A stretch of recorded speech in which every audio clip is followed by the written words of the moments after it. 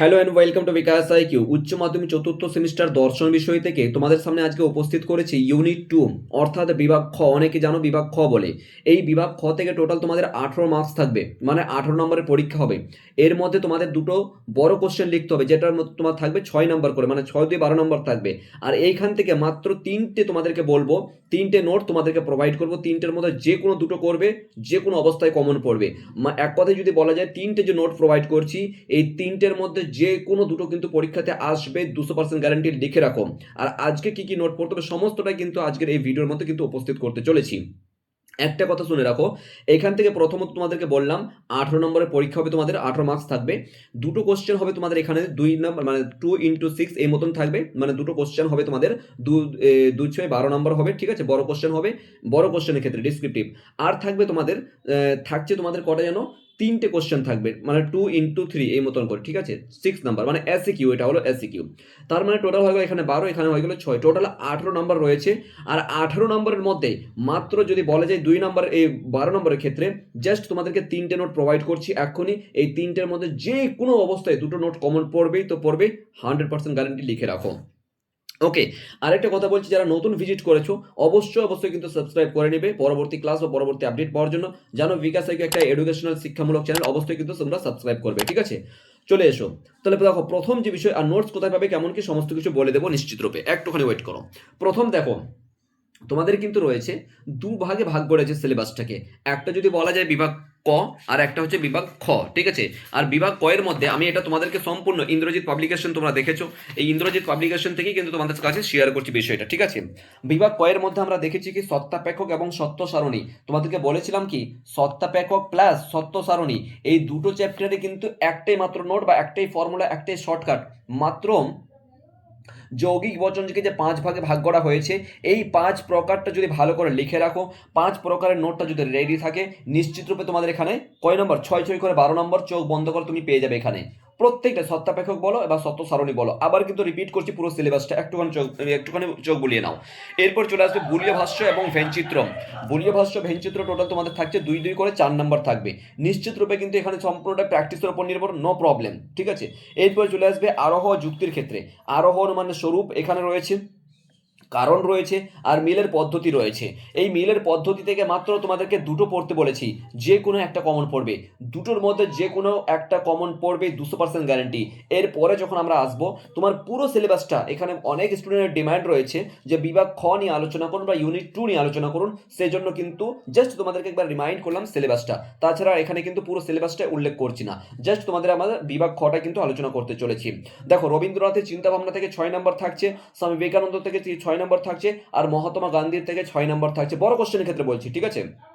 বড় কোশ্চেনের ক্ষেত্রে বলছি, এইখান থেকে মাত্র দুটো করতে হবে, যে কোনো দুটো। চাই তুমি রবীন্দ্রনাথ করো আর স্বামী বিবেকানন্দ করো, তার মানে মহাত্মা গান্ধী ছেড়ে দাও। যদি মহাত্মা গান্ধী করো, স্বামী বিবেকানন্দ করো, রবীন্দ্রনাথ ছেড়ে দাও। যে কোনো দুটোকে ভালো করে পড়লেই কিন্তু নিশ্চয়ই তুমি কমন পাবে। চলো এখান থেকে কি কি দেখতে পাবো এবং কি কি লক্ষ্য করবো সেটা কিন্তু অবশ্যই দেখবো। কি বলা হয়েছে, রবীন্দ্রনাথের মানবতাবাদ ভেরি ভেরি ইম্পর্টেন্ট, এইটাই কিন্তু তোমাদের প্রশ্নতে আসবে। মানবতাবাদের বিভিন্ন উৎসগুলি আলোচনা করো, বা মানবতাবাদ এক কথা শব্দগত মনে, মানবতা, মানবতা বাদ দিয়ে যদি কোনো শব্দ থাকে, মানবতা বাদ যদি শব্দটা পেয়ে যাও কোশ্চেনে, রবীন্দ্রনাথ আর মানবতাবাদ এই দুটো শব্দ যদি পেয়ে যাও, চোখ বন্ধ করে এই নোটটা লিখে আসবে। এর বাইরে আর কোনো কিছু দেখার দরকার নাই, এর বাইরে আর কিছু দেখতে হবে না। আশা করি বুঝাতে পেরেছি। তাহলে আমরা প্রথম কি দেখলাম, যে রবীন্দ্রনাথের মানবতাবাদের বিভিন্ন উৎসগুলি বা মানবতাবাদ সম্পর্কে যা জানো বা যা কিছু রয়েছে, মানবতার পরিচয় দাও বা আর কোনো কিছু A to Z যেটাই প্রশ্ন আসবে, এই নোটটা কিন্তু লিখে আসলেও কিন্তু ইনাফ হবে। এর পরিপ্রেক্ষিতে আরেকটা টাইপিং করে নোট তোমাদের তৈরি করেছি, খুব শীঘ্রই কিন্তু সেটাও প্রোভাইড করব। আর এই বুকের নাম কিন্তু অবশ্যই উল্লেখ করবে, religion of man, very very important রবীন্দ্রনাথের এই বইটা, ঠিক আছে। দেখো আমি পয়েন্ট টু পয়েন্ট আর কোনো কিছু আলোচনা করছি না, তোমরা দেখতেই পাচ্ছ। দ্বিতীয় কথা হচ্ছে কি, প্রত্যেকটা পয়েন্ট পড়তে গেলে বা প্রত্যেকটা লাইন ধরে ধরে পড়তে গেলে ভীষণ ভীষণ সময় লেগে যাবে। সেই জন্য বললাম নোটস পেতে গেলে কিন্তু এই নাম্বারে হোয়াটসঅ্যাপ করবে।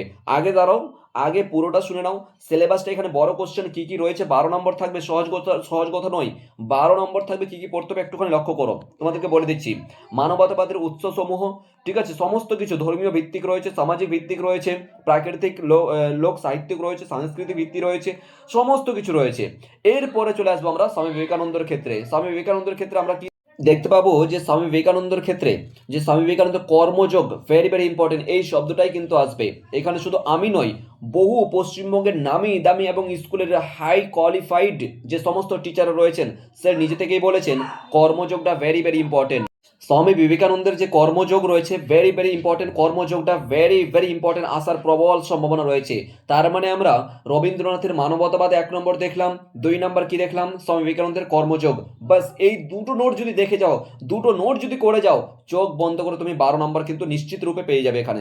আর দ্বিতীয় কথা হচ্ছে কি বলতো, ফিলোসফিতে নাম্বার কাটে না, এটুকু মাথায় রাখবে। যেরূপভাবে তুমি অঙ্কতে নাম্বার পাও ঠিক ঠিক সেরূপভাবে কিন্তু ফিলোসফিতে নাম্বার পাওয়া যায়। ফিলোসফিতে কখনো নাম্বার কাটে না, আমি আজ পর্যন্ত দেখিনি। তো ভালো করে পয়েন্ট টু পয়েন্ট আকারে যে মতো নোটসটা লিখে দেওয়া হয়েছে সেরূপভাবে কিন্তু লিখবে, ঠিক আছে। অল দ্য বেস্ট সবাইকে। এরপর চলে আসবো মহাত্মা গান্ধীর ব্যাপারে আমরা কি কি দেখতে পাবো, সমস্ত বিষয়গুলো কিন্তু তোমরা এখানে লিখে আসতে পারবে। এরপর চলে আসবো যে মহাত্মা গান্ধী তোমাদের রয়েছে, গান্ধীজির মতে অহিংসা ভেরি ভেরি ইম্পর্টেন্ট। অহিংসা প্রত্যেকটি ব্যাখ্যা করো, বা অহিংসা দিয়ে যদি কোনো শব্দ থাকে বা কোনো তোমার থাকে এই প্রশ্ন থাকে তাহলে সেক্ষেত্রে কিন্তু লিখে আসবে, ঠিক আছে। আমি জাস্ট বের করছি, 1 মিনিট দাঁড়াও। ওকে, এটা মিলের পদ্ধতি চলে আসলো, সমস্তটাই কিন্তু তোমাদের এখানে বলে দিচ্ছি, ঠিক আছে। এখানে দেখো, এই যে দেখো, মানবতাবাদ সম্পর্কে রবীন্দ্রনাথের দার্শনিক চিন্তাভাবনা বিশ্লেষণ করো। তাও প্রশ্ন ওই একটাই হবে উত্তর, মানবতাবাদ বলতে কি বুঝো, এর অবশ্যই কিন্তু সংজ্ঞা ডেফিনেশন দিতেই হবে। রবীন্দ্রনাথের মানবতাবাদ বিষয়টি বক্তব্যের কয়েকটি সিদ্ধান্ত উল্লেখ করো, এই মতন করে আর কি, ঠিক আছে। মানবতাবাদ সংক্রান্ত প্রশ্ন আসবেই তো আসবে, এটুকু মাথায় রাখো।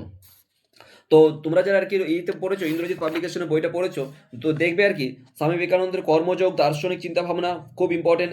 গীতার কর্মযোগ তাত্ত্বিকটা উল্লেখ করতে হবে, ঠিক আছে। কর্মযোগ সংক্রান্ত প্রশ্ন কিন্তু আসবেই। এরপরে আমরা দেখতে পাবো অহিংসা মহাত্মা গান্ধীর ক্ষেত্রে, ঠিক আছে। মহাত্মা গান্ধীর ক্ষেত্রে আমরা দেখতে পাবো, 1 মিনিট আরো বের করছি, এটা চলে আসলো। ওকে, দেখতে পাবো কি গান্ধীজি তার রাজনৈতিক ভাবন কিভাবে, আচ্ছা অহিংসা, এই যে দেখো প্রশ্ন ঘুরিয়ে পেঁচিয়ে আসতে পারে, ভাবনায় কিভাবে অহিংসা স্বরূপ ও গুরুত্ব নির্দেশ দিয়েছেন তা ব্যাখ্যা করো। মহাত্মা গান্ধীর অহিংসা নীতিটির সংক্ষিপ্ত পরিচয় দাও। মানে প্রশ্ন যেরকমই আসুক না কেন উত্তর মাত্র একটাই হবে, এটুকু প্রথমত মাথায় রাখো, ঠিক আছে। সমস্ত কিছু ক্লাসের নোটস লেখানো হয়েছে, ক্লাসে বসে সেটা কিন্তু তোমাদের সামনে শেয়ার করলাম, বাস এইটুকু। এইটা যদি ভালো করে লিখে নাও, ভালো করে যদি পড়ে নাও, নিশ্চিত রূপে তুমি এখান থেকে মাত্র দুটো কোশ্চেন করবে, দুটো কোশ্চেন তার মানে 12 নম্বর কিন্তু চোখ বন্ধ করে তুমি কমন পেয়ে যাবে, 100 to 100% গ্যারান্টি। এই হয়ে গেল আমাদের বিভাগ ক থেকে, বিভাগ খ থেকে কি কি পড়তে হবে, কোন কোন বিষয়গুলো লক্ষ্য রাখতে হবে সেটা কিন্তু তোমাদেরকে বললাম। এরপরে চলে আসো দ্বিতীয় যে কথা বলছিলাম, নোটস নিতে গেলে কিন্তু তোমাকে এই নাম্বারে হোয়াটসঅ্যাপ করতে হবে মূলত, 8100191916 এই নাম্বারে, ঠিক আছে। আবার মুখস্থ করে নাও, 8100191916, 8100191916 এই নাম্বারে হোয়াটসঅ্যাপ করবে। একটা পারিশ্রমিক মূল্য হিসাবে কিন্তু নোটস তোমাদেরকে প্রোভাইড করা হবে, ঠিক আছে। অবশ্যই কিন্তু একটা বিকাশের মধ্যে পারিশ্রমিক মূল্য, সেটা যে পরিশ্রম করেন টোটাল 14 জন, বর্তমানে 14 জন শিক্ষক শিক্ষিকা রয়েছেন বিকাশ একুতে, স্যারেদের খরচা রয়েছে, স্যাররা পড়াচ্ছেন তোমাদেরকে, তোমাদের জন্য নোটস বানাচ্ছেন, বুঝতে পেরেছো।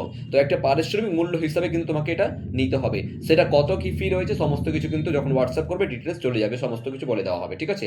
অল দ্য বেস্ট সবাইকে, ভালো করে প্রিপারেশন নাও।